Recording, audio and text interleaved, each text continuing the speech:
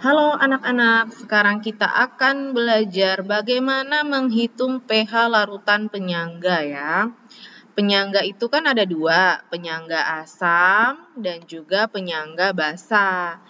Jadi kita belajar menghitung pH penyangga asam dan juga penyangga basa. Untuk penyangga asam, seperti biasa nanti kita akan mencari H+-nya dulu. Kalau H+-nya penyangga itu beda dengan H+ asam kuat dan asam lemah ya. Kalau H+-nya asam kuat kan H+ sama dengan valensi asam dikali molaritas asam ya kan. Kalau asam lemah berarti H+-nya sama dengan akar dari Ka kali Ma ya kan. Ya, beda kalau penyangga beda. Kalau mencari konsentrasi H+ dari penyangga itu menggunakan rumus Ka dikali mol asam lemah nih dibagi mol garamnya ya. Jadi karena penyangga itu kan terdiri dari asam lemah dan juga garamnya, maka nanti mencari H+-nya menggunakan kedua komponen itu. Jangan sampai terlewat. Lalu setelah mencari H+, baru bisa mencari pH-nya. Jadi pH sama dengan minus logaritma konsentrasi H+, seperti biasa. Mencari pH rumusnya sama saja. Yang beda di H+-nya. Contoh soal ya. Contoh soal. pH larutan CH3COOH, Ka-nya sama dengan 1,0 kali 10 pangkat min 5 sama dengan 3. Ke dalam larutan 100 ml larutan CH3COOH 0,1 molar dimasukkan 8,2 gram CH3COONA. pH larutan sekarang menjadi titik-titik. Diketahui massa atom relatif natrium 23, oksigen 16, karbon 12, hidrogen 1. Kita lihat di sini ada pencampuran antara asam lemah ya, asam lemah CH3COOH ini nanti akan dicampur dengan CH3COONA. Berarti ini asam lemah, ini garam. Asam lemah ditambah garam menjadi penyangga. Jadi untuk menghitung pH-nya kita pakai rumus penyangga. Konsentrasi H+ sama dengan Ka-nya. Nanti dimasukkan Ka dikali mol asam lemah. Mol lambangnya huruf kecil, N huruf kecil ya. Dibagi mol garam. Ya, kita masukkan semua data-datanya yang ada. Ka-nya berapa? 1,0 kali 10 pangkat min 5. Tulis saja 10 pangkat min 5. 1,0 itu kan sama dengan 1. 1 kali 10 pangkat min 5 ya 10 pangkat min 5. Dikali mol asam lemahnya. Mol asam lemah bisa kita peroleh dari volume dikali molaritasnya. Ya. Volumenya 100 ml kita rubah ke liter menjadi 0,1. 0,1 dikali 0,1 berarti 10 pangkat min 2. Dibagi Ibu tuliskan saja ya biar kalian ingat dari mana mol asam lemah. Mol asam lemah itu diperoleh dari volume asam lemah dikali molaritas. Dikali molaritas asam lemah. Iya. Nah, karena yang ada di soal datanya adanya itu. Adanya volume asam lemah sama molaritas asam lemah. Iya, kita rapikan dulu ya. Nah, biar lurus. Oke. Kemudian untuk mol garamnya, kita lihat yang diketahui ada apa. Kalau di garam, di soal itu yang diketahui adalah masanya. Massa dari garamnya yaitu 8,2 gram. Jadi nanti kita bisa mencari menggunakan rumus massa dibagi, kalau massa berarti kaitannya dengan AR. Massa dibagi MR ya, karena CH3COONA itu adalah senyawa. Jadi gabungan dari AR-AR-nya yang kita hitung. Sehingga kita bisa langsung menghitung 10 pangkat min 5 dikali volume asam lemaknya 100 ml tadi yang ini 100 ml ini kita rubah ke liter menjadi 0,1 liter 0,1 liter dikali molaritas asamnya 0,1 molar dibagi, miring-miring ya, kita lurusin dulu ya, dibagi ya. Dibagi massa dari garamnya tadi 8,2 gram. 8,2 gram dibagi MR-nya, MR dari garamnya. Kita hitung dulu ya.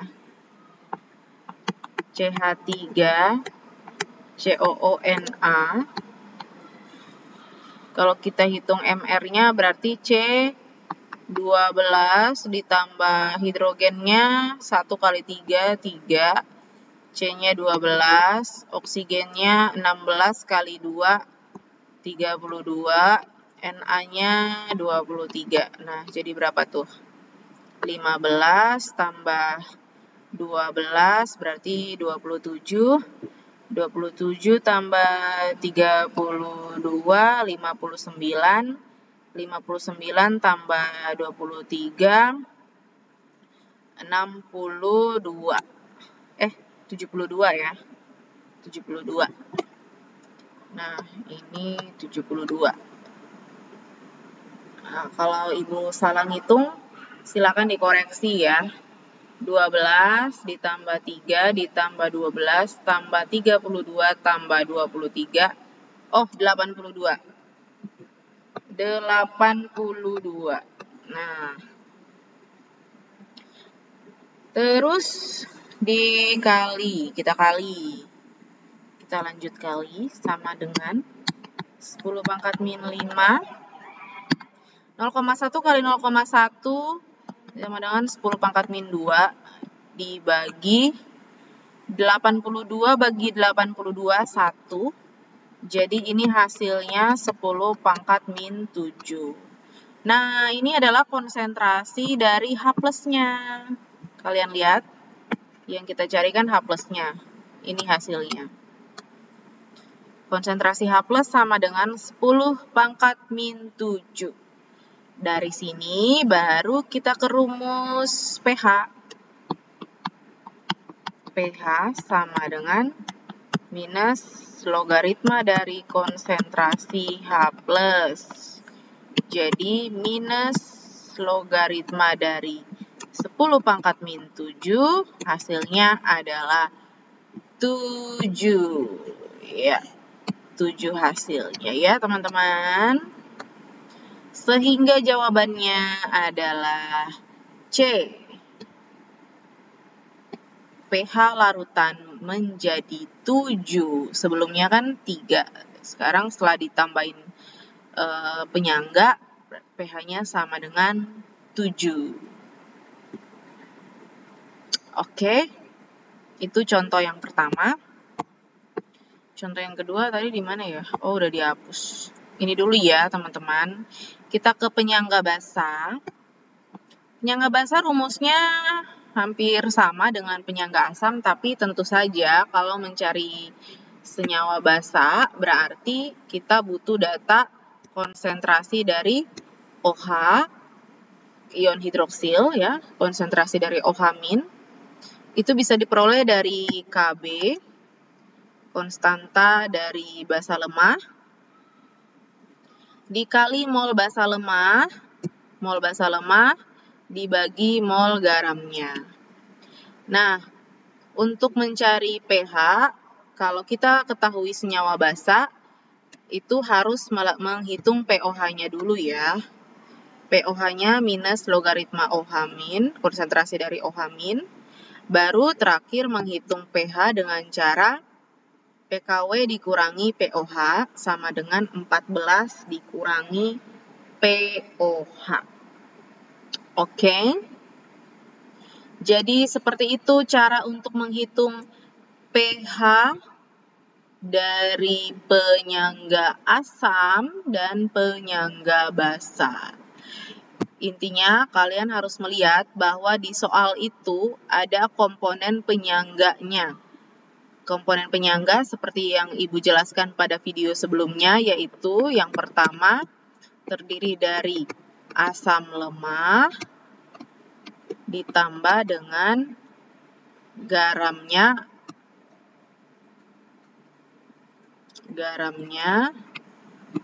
atau ion sisa asam.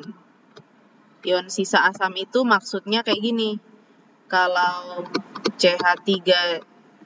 asam lemahnya adalah CH3COOH, kalau asam lemahnya adalah CH3COOH, maka sisa asamnya adalah CH3COO-, karena dia sudah menyumbangkan satu hidrogennya. Nah, menurut teorinya Bronsted-Lowry, senyawa yang mendonorkan H+ itu disebut asam. Ya, jadi asam kalau sudah mendonorkan H+-nya, maka ion sisa asamnya itu adalah senyawa yang sudah kehilangan satu hidrogennya. Ion sisa asam itu disebut juga dengan konjugasi, basa konjugasi ya. Basa konjugasi. Nah, kalau garamnya itu nanti dia punya ion yang sama, CH3COOH juga, CH3COO, tapi ada logam, misalnya Na. Nah, ini adalah garam. Ya, ini adalah garam. Jadi asam lemah dengan garamnya, dengan ion sisa asamnya itu memiliki ion yang sama, yaitu CH3COO. Ya, mereka punya ion yang sama. Itu adalah komponen penyangga ya.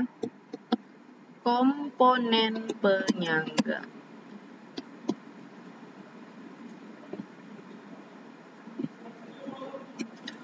Lalu komponen penyangga yang kedua adalah basa lemah. Basa lemah ditambah garamnya atau ion sisa basa. Ion sisa basa itu disebut asam konjugasi. Ya, basa lemah contohnya ada NH4OH. Nanti garamnya misalnya NH4Cl. Dan ion sisa basanya NH4+. Jadi mereka punya ion yang sama. Punya ion NH4 semuanya. Begitu teman-teman. Semoga dipahami cara perhitungan pH penyangga asam dan penyangga basa. Kalau tidak jelas, silakan komentar. Nanti sebisa mungkin akan Ibu bantu untuk menjawabnya. Terima kasih. Sampai jumpa lagi di video selanjutnya. Bye-bye.